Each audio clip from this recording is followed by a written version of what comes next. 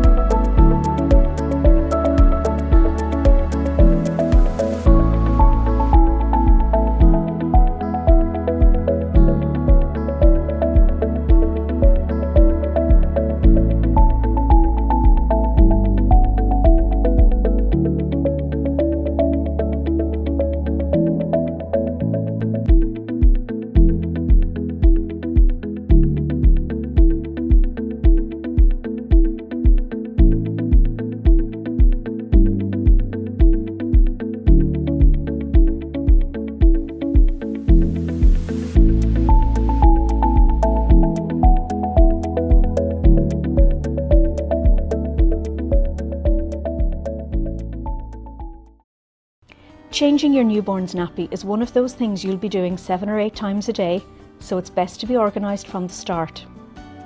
Make sure you have everything you need ready and close to hand. Place your baby on a clean, soft, flat surface. Open the nappy and wipe away excess stools from the genital area with the corner of the nappy. Hold your baby by the ankles and lift up their bottom.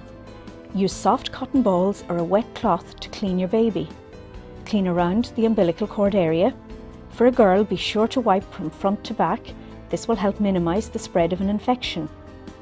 Swap a clean nappy for the dirty one. Use the tabs to see which way goes up.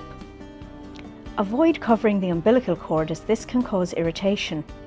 For a boy, keep his penis pointed down. Fasten the nappy at both sides with the tapes, making sure it's snug, but not so tight that it pinches the skin.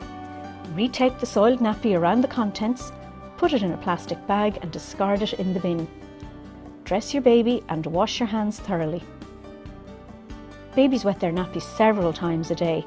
The number of wet nappies is a helpful sign of how much fluid the baby is taking in. Generally, a baby should have 5 to 6 wet nappies each day. This is a good indication that they're getting enough milk.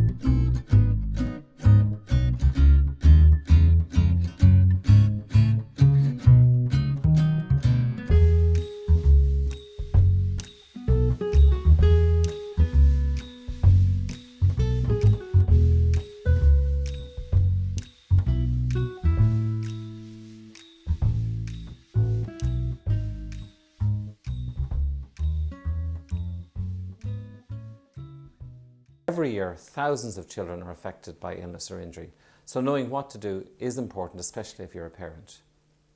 When a child is sick or hurt, it can be a very frightening experience, but how you respond is vital.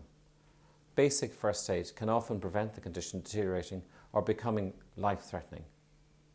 The aim of these short videos is to give you the basic knowledge and skills to know what to do if your child is sick or injured.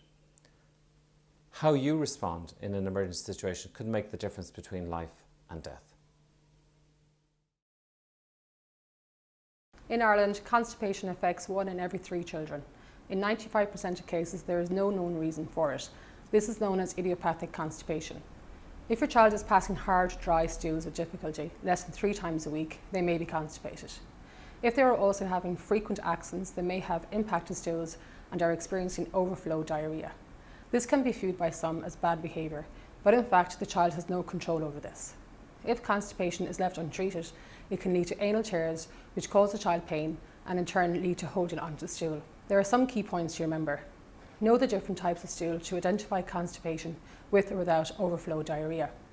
Type 3 and 4 are normal stools, type 1 is constipated, and type 7 with type 1 is constipation with overflow diarrhea.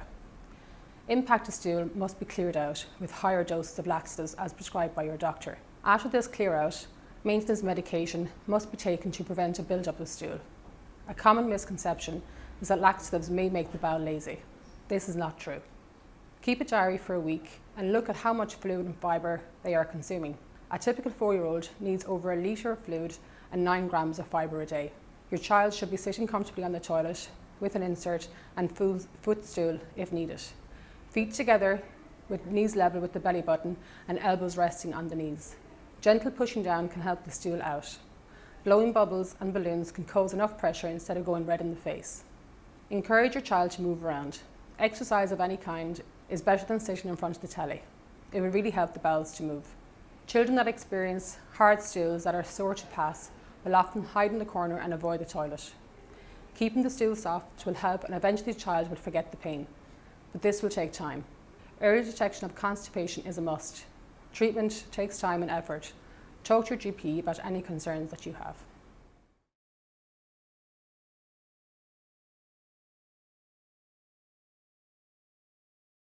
When you and I get a cold, we tend to have a stuffy nose, we might have a temperature and we might have a slight cough.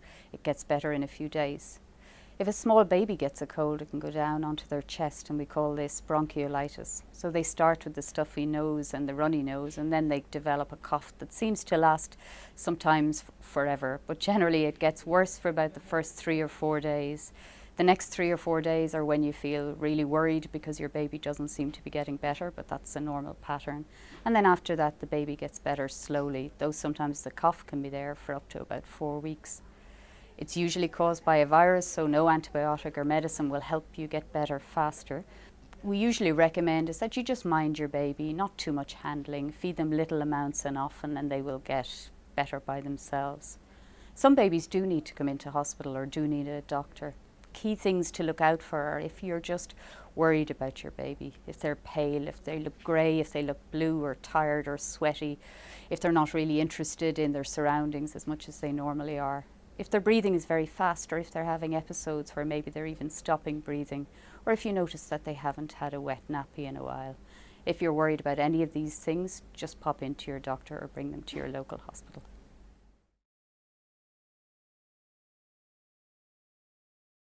What you would do if you're in the situation at home and your baby appears to be choking. This is a situation that we hope you will never find yourself in, but there are a few simple steps that you can take which will really help. You will recognise that your baby is choking because your baby may appear to be crying but no sound coming out, and coughing but absolutely no sound. So what you do is pick the child up, put them across your knee with the head slightly low, and with the heel of your hand give 5 sharp slaps in an upward motion, 2, 3, 4, and watching the baby to see if anything comes out of the baby's mouth, and give 5. Keep a close eye. If nothing comes out, there's no response, turn the baby over, and now you're going to give 5 chest thrusts. So with 2 fingers, again pressing in an upward motion, 1, 2, 3, 4, 5. If still there's no response, repeat again your back thrust, watching, see if anything is going to come out of the baby's mouth. Again, 1, 2, 3, 4, 5. Don't be worried that you're hurting the baby. It's really important to give a good thrust. Turn the baby over again, and with your chest thrust, 1, 2, 3, 4, 5. You would repeat this 5 times, and if there's no response from your baby, obviously call emergency services as quickly as you can and get help on the way. For parents, one of the most frightening things that can happen is that their baby stops breathing. Follow these simple steps to administer CPR. Gently stimulate the baby by tapping the foot or squeezing the hand. Shout for help if there's no response, but remain with the baby. Gently tilt the head into the neutral position to open the airway. Have a quick look in the mouth to see if there is anything visible. If there is, lift it out. With the head in this position, check for breathing. Look for a rise and fall in the chest and tummy. Listen for breath sounds. Feel for air from the baby's mouth on your cheek, taking no longer than 10 seconds. If your baby's not breathing, give 5 rescue breaths by blowing gently into the lungs, covering the baby's nose and mouth, ensuring there is good seal and you can see the chest rising. Each breath you give should be approximately 1 second in duration. If there are no signs of life, example eyes opening or limb movement, the baby's heart may not be beating properly and you must begin compressions on the chest. Place the tips of 2 fingers on the lower half of the breastbone and push the chest down gently but firmly to a depth of 4 centimeters. Push fast for a count of 30.